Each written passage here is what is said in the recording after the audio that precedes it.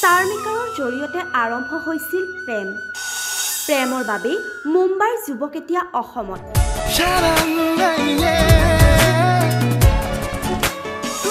দৰা মুম্বাইৰ শুভম, ছোৱালী পাঠশালাৰ ৰিচা।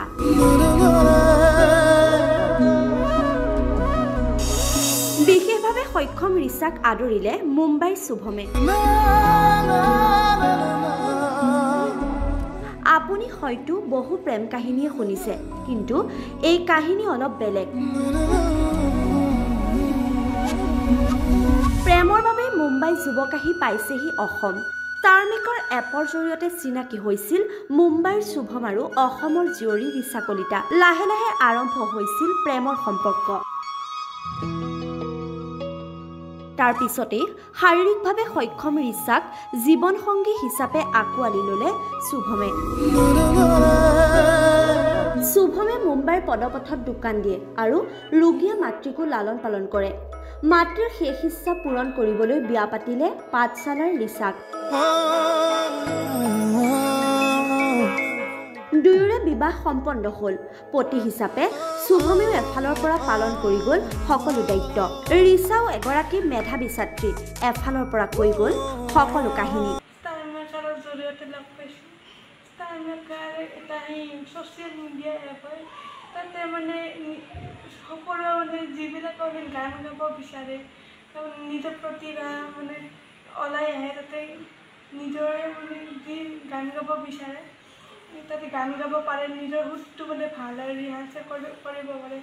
তাতে মানে মই মানে চাইছিলোঁ মানে এপটো কেনেকুৱা, মই নতুন নতুন বস্তু জানিব মন যায়, সেইকাৰণে মই এপটো ডাউনলোড কৰিছিলোঁ। তাৰপিছত তাতে গান শুনো। একদিন মানে মই শুভমক লগ পালোঁ তাতে ইউজ কৰোঁতে। শুভমক লগ পালোঁ, তাৰপিছত শুভমৰ লগত কথা বতৰা হ'ল। তাৰপিছত কথা বতৰা হোৱাৰ পিছত দুয়োজনৰ মাজত বুজাবুজি হ'ল। তাৰপিছত সি মোৰ কথা বুজি পালে, মই ক'লোঁ মোৰ অৱস্থাটোৰ কথা ইয়াক। তাৰপিছত সিও ক'লে ইয়াৰ অৱস্থাটোৰ কথা, মাকৰ অৱস্থাৰ কথা, ব্ৰেইন টিউমাৰৰ কথা।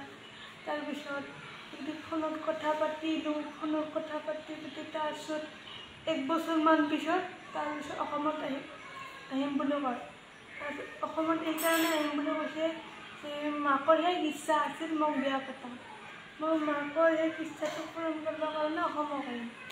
তাৰপিছত অসমত আহি কিনে বিয়া পাতি কিনে পৰে হৰেশ্বৰ দেৱী মন্দিৰত বিয়া পাতি কিনে নেক্সট দিন আৰু গুচি গৈছে মুম্বাইত। মাকৰ অসুখ ন, ব্ৰেইন টিউমাৰ, ছেকেণ্ড ষ্টেজ না থাৰ্ড ষ্টেজ বুলি কয়। তাৰপিছত মাকৰ অপাৰেশ্যন কৰিবৰ কাৰণে হস্পিটেলত লৈ গ'ল। তাৰপিছত মাকৰ 2-3টা অপাৰেশ্যন কৰিল। তাৰপিছত মাকৰ ডেথ হ'ল। ডেথ হোৱাৰ পিছত মানে মানে একদম ভাগি পৰিছিল। তাৰপিছত মানে অসমত আহিম বুলি কৈছিল। মানে গাঁৱৰ মানুহক কৈ গৈছিল, গাঁৱৰ মানুহে ভাবিছিল নাহিব বুলি। গাঁৱৰ মানুহ প্ৰমাণ কৰিবৰ কাৰণে মানে নিজৰ ঘৰটো বেচি কিনে ডাইৰেক্ট অসমক আহিছে চিৰদিনৰ কাৰণে, মোৰ কাৰণে। সেই সঁচা সেইটো প্ৰমাণ কৰিবৰ কাৰণে অসমক আহিছে। তোমালোকৰ ঘৰৰ মানুহে শুভমক আঁকোৱালি লৈছেনে? লৈছে। মানে প্ৰথমতেতো চবেই ভাবিব না এটা বেলেগ ৰাজ্যৰ ল'ৰা, প্ৰথমতেতো চবেই ভাবিব, তাৰপিছত মানি লৈছে। ওচৰ চুবুৰীয়াই কিবা কৈছিলে নেকি? ওচৰ চুবুৰীয়া সকলোৱেতো নকয়, মানুহৰ ভালটোও কয়, বেয়াটোও কয়। আনকি প্ৰধানমন্ত্ৰীকো মানুহে কিমান কি কয়। মানুহৰ কাম হৈছে ভালো মানুহ থাকে, বেয়া মানুহ থাকে। সেই পৃথিৱীখন সেনেকৈ চলি আছে। আগতে মানে মায়ে যি কাম কৰিছিল মোৰ, যেনে খোৱা লোৱা দাঙি নিয়া, বাথৰুমৰ টয়লেট চব মানে শুভমে এতিয়া কৰে। মই আগতে যি কৰিছিল চব মানে এতিয়া শুভমৰ ওপৰত আহিছে। সি এইটো যে সকলো কৰে, খোৱা লোৱাৰ পৰা মোক যি লাগে তাকে আনি দিয়ে, চব কাম সিয়ে কৰে। এতিয়া মাৰ মৰম বেছি নে শুভমৰ মৰম বেছি পাইছা তুমি? মাৰ মৰমটো মাৰ জেগাত থাকব না। মাৰটোতো মৰম বেলেগ আৰু হাজবেণ্ডৰ মৰম বেলেগ। মাৰটোৰ লগতো মিক্স কৰিব নোৱাৰোঁ, মাৰটো মাততে আছে। শুভমৰ মাতৃৰ বিয়োগ ঘটিল। মাতৃৰ শেষ ইচ্ছা পূৰণ কৰিবলৈ পাই সুখী হৈ উঠিল ৰিচা। এতিয়াৰে পৰা ৰিচাৰ সৈতে শুভম পাঠশালাতেই থাকিব। দুয়োৱে কৰি যাব জীৱন সংগ্ৰাম।